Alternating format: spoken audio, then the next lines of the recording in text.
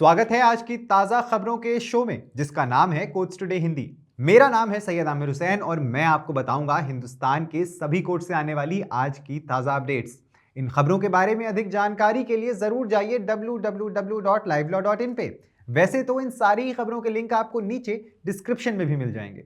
तो आइए आज के एपिसोड को शुरू करें। पहले आपको आज की सुर्खियां बताते हुए सुप्रीम कोर्ट ने बलात्कार के दोषी आसाराम बापू को इलाज के लिए अंतरिम जमानत दी।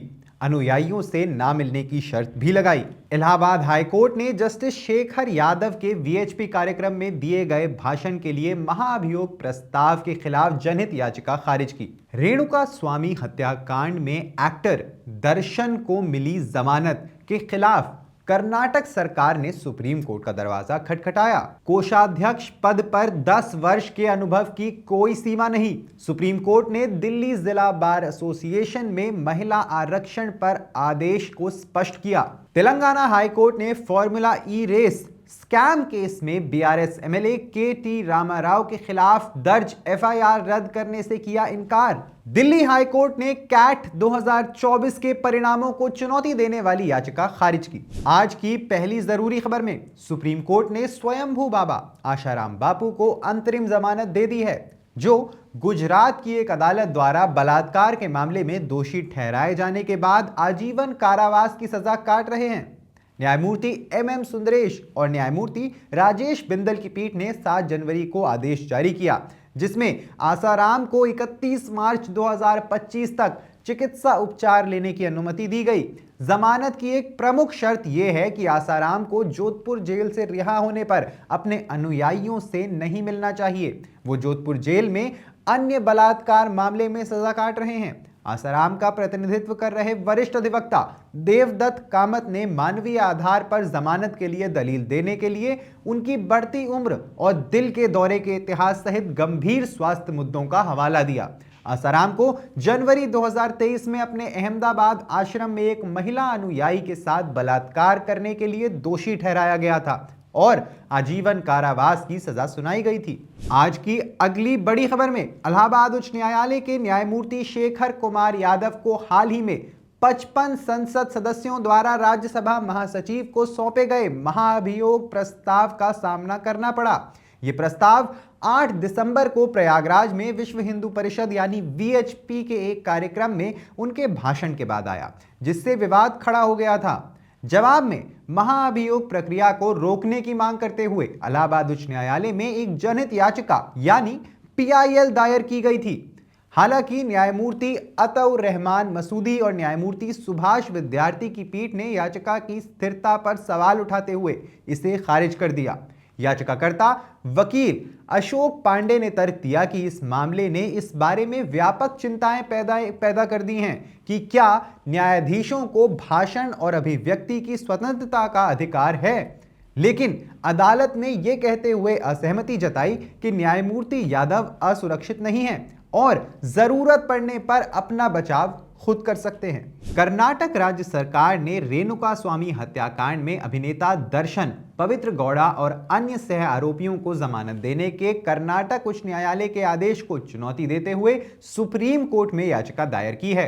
कर्नाटक सरकार की ओर से वकील अनिल सी निशानी ने याचिका दायर की है। आरोपी Darshan, Pavithra, Anu Kumar, Lakshman M, V Vinay, Jagadish, Pradosh S Rao और नागराजू आर ने सत्र अदालत द्वारा जमानत खारिज किए जाने के बाद जमानत के लिए उच्च न्यायालय का रुख किया था। इससे पहले कोर्ट ने केशव मूर्ति को जमानत दे दी थी। सुनवाई के दौरान हाई कोर्ट ने 30 अक्टूबर को दर्शन को सर्जरी कराने के लिए अंतरिम चिकित्सा जमानत पर रिहा कर दिया था। एक और बड़ी खबर में दिल्ली के बार निकायों में महिला वकीलों के लिए आरक्षण की मांग करने वाली याचिकाओं पर सुप्रीम कोर्ट ने आज स्पष्ट किया कि महिला वकीलों के लिए आरक्षित कुछ पदों पर लगाई गई 10 साल के अनुभव की सीमा कोषाध्यक्ष पद पर लागू नहीं है। इस मामले का उल्लेख न्यायमूर्ति सूर्यकांत और न्यायमूर्ति एन कोटेश्वर सिंह की पीठ के समक्ष वरिष्ठ अधिवक्ता सोनिया माथुर ने किया था, जिन्होंने प्रस्तुत किया था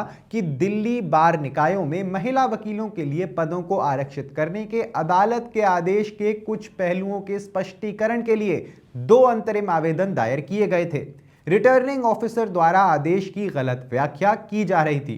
संक्षेप में कहें तो 19 दिसंबर को कोर्ट ने आगामी Delhi high court bar association चुनावों में महिला वकीलों के लिए 3 पद आरक्षित करने का निर्देश दिया था। तेलंगाना उच्च न्यायालय ने मंगलवार 7 जनवरी को बीआरएस के सत्ता में रहने के दौरान हैदराबाद में फॉर्मूला ई रेस के आयोजन में कथित अनियमितताओं को लेकर बीआरएस विधायक केटी रामाराव के खिलाफ दर्ज एफआईआर को रद्द करने से इनकार कर दिया। कुछ देर तक मामले की सुनवाई के बाद जस्टिस के लक्ष्मण ने राव के खिलाफ एफआईआर रद्द करने से इनकार कर दिया। राव पर आईपीसी की धारा 409 के तहत लोक सेवक द्वारा आपराधिक विश्वासघात और धारा 120 के साथ साथ भ्रष्टाचार निवारण अधिनियम की धारा 13 भाग 1 उपभाग ए और धारा 13 भाग 2 के तहत आपराधिक साजिश सहित आईपीसी के प्रावधानों के तहत मामला दर्ज किया गया है। बीआरएस नेता ने एफआईआर को रद्द करने की याचिका में उच्च न्यायालय का रुख किया था। 20 दिसंबर को उच्च न्यायालय ने उन्हें गिरफ्तारी से अंतरिम सुरक्षा प्रदान की थी, जिसे उच्च न्यायालय ने 31 दिसंबर को आदेश पारित होने तक बढ़ा दिया था। और इसी के साथ आज की आखिरी खबर में दिल्ली उच्च न्यायालय ने मंगलवार 7 जनवरी को शीर्ष मैनेजमेंट संस्थानों में प्रवेश के लिए कॉमन एडमिशन टेस्ट यानी कैट 2024 के परिणामों को चुनौती देने वाली याचिका खारिज कर दी। न्यायमूर्ति तारा वित्तास्ता गंजू ने एक उम्मीदवार आदित्य कुमार मलिक द्वारा दायर याचिका को खारिज कर दिया, जो मौखिक क्षमता और पढ़ने की समझ के भाग से प्रश्न संख्या 18 के गलत उत्तर से व्यतीत था, जिससे परीक्षा परिणाम प्रभावित हो रहे थे। मलिक ने दिसंबर 2024 में घोषित परीक्षा परिणाम को रद्द करने की मांग की थी। उन्होंने यह भी प्रार्थना की थी कि सही उत्तरों का पता लगाने के लिए एक विशेषज्ञ समिति नियुक्त की जाए। फैसला सुनाते हुए कोर्ट ने कहा कि उसे परीक्षा परिणाम में हस्तक्षेप करने का कोई कारण नहीं मिला। प्रश्न में यह परीक्षा 24 नवंबर 2024 को आयोजित की गई थी।